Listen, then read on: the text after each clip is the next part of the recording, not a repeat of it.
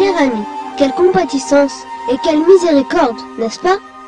Et quelle magnifique leçon donne-t-il à l'ensemble de l'humanité?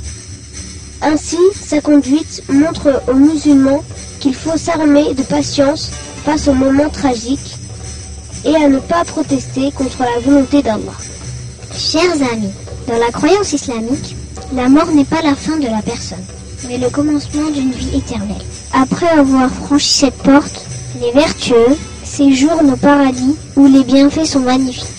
Les enfants qui meurent en bas âge entrent directement au paradis et ils ont pour privilège d'avoir la possibilité d'intercéder en faveur de leurs parents. Bilal, notre prophète a-t-il laissé quelques conseils à Anas? Non? C'est Zaynab, voilà Anas qui nous en parle. Le premier conseil que le prophète m'a donné était « Cher enfant, ne révèle à personne le secret que tu gardes de moi. Cher enfant, accomplis ton ablution correctement pour que ta vie soit longue et que les anges te protègent.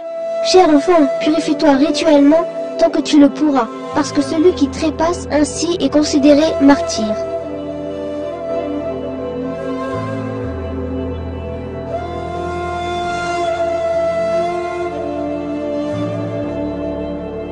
Cher enfant, prends la peine d'effectuer ta prière rituelle continuellement. Si tu le fais, les anges prieront pour toi. Sois respectueux avec les vieux, musulmans et affectueux avec les jeunes.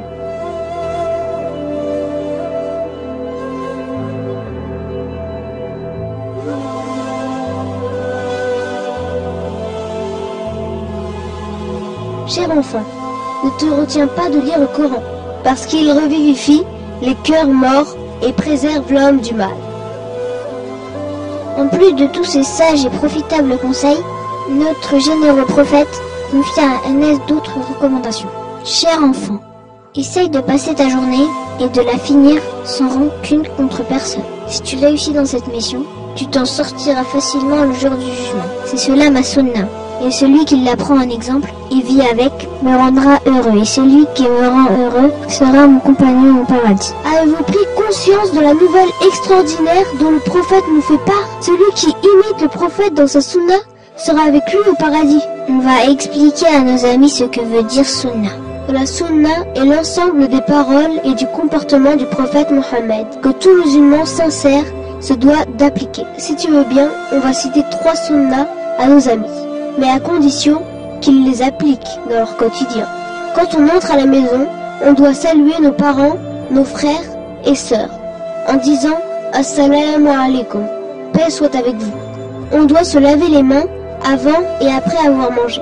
On doit dire, avant de commencer à manger, « Bismillahirrahmanirrahim », qui veut dire « Au nom de Dieu, le clément, le miséricordieux », et on doit manger avec notre main droite. Notre cher prophète a de merveilleux souvenirs avec ses 2 petits-fils, Hassan et Hussein. Oui, le prophète chérissait énormément Hassan et Hussein. Il les embrassait et les prenait dans ses bras et disait « Ces 2-là sont la douceur de ma vie ». Et il invoquait Allah souvent en disant « Oh Allah, j'implore ton secours, protège ces 2 enfants du mal, de Satan et du mauvais œil. » Le prophète les aimait beaucoup et il allait avec eux en randonnée en les portant sur ses épaules. Quand il allait à la mosquée, il les prenait avec lui et il les observait avec bonheur en train de s'amuser. Un jour, les petits-fils de notre cher prophète, Hassan et Hussein, s'étaient perdus. Le prophète et ses compagnons se mirent à leur recherche. Ils les trouvèrent au pied d'une montagne en train de s'étreindre de peur à la vue d'un serpent géant. Le prophète arriva à temps et put les sauver. Puis, ils rentrèrent heureux et soulagés en remerciant Dieu de leur avoir sauvé la vie. Alors, si l'on veut éviter que ce genre d'incident arrive, il faut toujours demander à nos parents la permission d'aller ou non à un quelconque endroit. L'un des enfants qui a grandi à côté du prophète est Oussama ibn Zaïd. Notre prophète le valorisait en disant « Oussama est la personne que j'aime le plus ». Un jour, le prophète le conseilla en disant « Oussama, sois prudent avec les animaux qui sont sous ta responsabilité, sinon ils se plaindront de toi le jour du jugement. »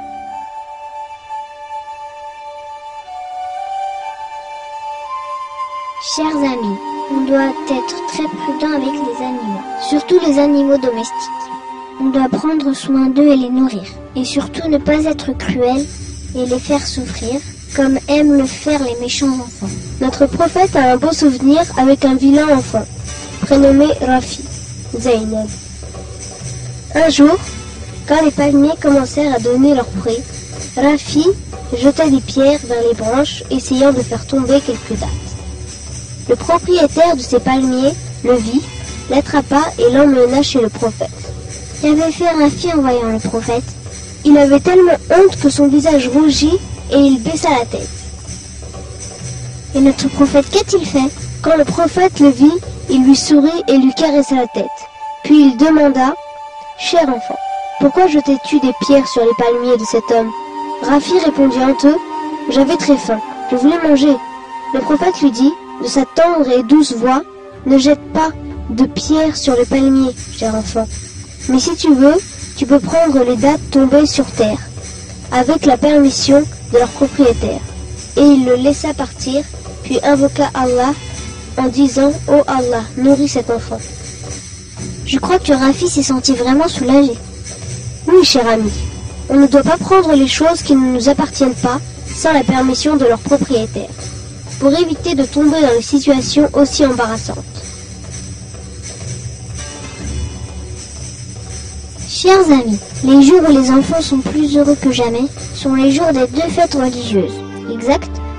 Oui, je me sens tellement exaltée la veille de la fête que je ne peux fermer l'œil de la nuit. Je vais au lit tout en tenant mes vêtements neufs dans ma main. Il y a un incident heureux entre le prophète et une petite fille dans un jour de fête, n'est-ce pas Bilal? Si Zaynab, dans un beau jour de fête, le prophète marchait dans les rues de Médine. Tout le monde était comblé de joie. Le bonheur se lisait sur leur visage. Quand les enfants couraient de joie, montrant leurs beaux habits fièrement, le prophète aperçut une petite fille, ayant un air triste assise dans un coin. Ses vêtements étaient rapiécés et ses chaussures usées. Elle pleurait en cachant son visage derrière ses mains.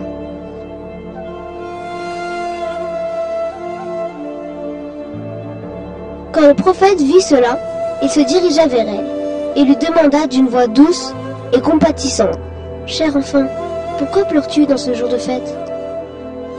La petite fille répondit sans le regarder et sans savoir à qui elle s'adressait. Elle dit, « Je me suis rappelé mon père et cela m'afflige. À la fête de l'an dernier, il était avec nous, mais cette année, il ne l'est pas parce qu'il était allé à la guerre avec le prophète. Il combattait l'ennemi à ses côtés et tomba martyr. N'importe quelle fille à ma place pleurait. » Le cœur de notre prophète foisonnait de grâce et de compassion.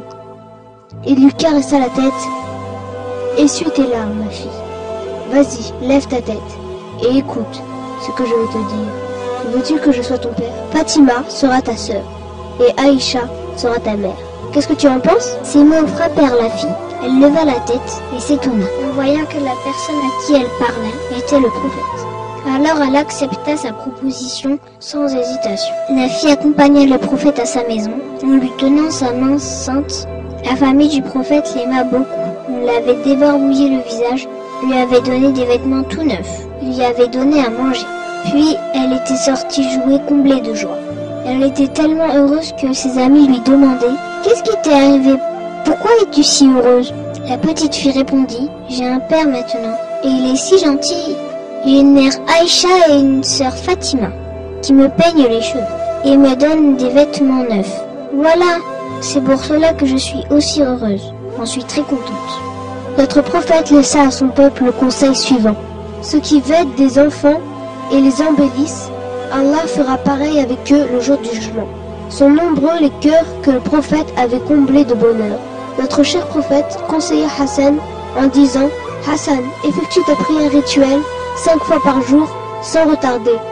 Abandonne tout ce qui est douteux au profit de ce qui ne l'est pas. La vérité apporte la paix au cœur et le mensonge lui apporte le doute. »